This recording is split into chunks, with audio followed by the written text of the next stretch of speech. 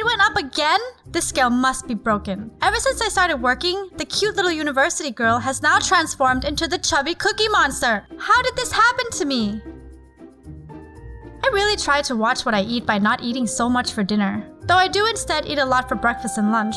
Or is it too much? Sometimes in the office, we have cookies and cakes and all sorts of snacks, and I only grab 1 or 2 every once in a while. I mean, I really try not to, but I always cave in. They look so delicious. And it's free. I usually only eat in the afternoon, and by the evening, it's already digested and gone. I set a goal for myself to lose half a kilo per week. It's a weight loss goal that professionals say are very effective. When I calculated the numbers, I should lose about 24 kilos a year. But no. Not only did I lose only half a kilo a month, in some months I didn't even lose anything and instead gained 2 to 3 kilos. But then, somehow, I could do it. I lost the weight without even dieting or exercising. It all happened when I signed a contract to be a writer. When that happened, I quit my job and only worked from home. I no longer had to face the parade of sweets in the office or internally battle the chocolates placed on my colleagues' table. It really helped not to be tempted. Hedy Kober, director of Yale's Clinical and Affective Neuroscience Lab, who also co-authored a 2016 research review on how we respond to food, says, "Food cues. They make you eat more."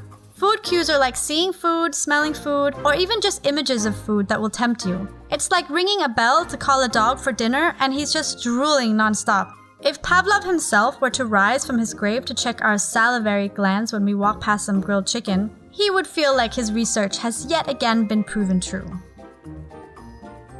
In 2016, a researcher replicated Pavlov's experiment in Google's workspace, which has a constant availability of food and drinks. Before the experiment, the researchers noticed that most Google employees that enter the break room would often get a drink first after entering the room. Taking this into account, the researchers decided to place snacks next to the drinks at one end of the room while leaving the drink area empty at the other end of the room. The experiment showed that the employees who went for a drink where the snacks were available ate twice as much as those who grabbed drinks from where there was no snacks in sight. So, what have we learned from all of this? It actually comes down to getting better control of your surroundings. For example, not putting food near your place of work to avoid tempting yourself. As the saying goes, out of sight, out of mind.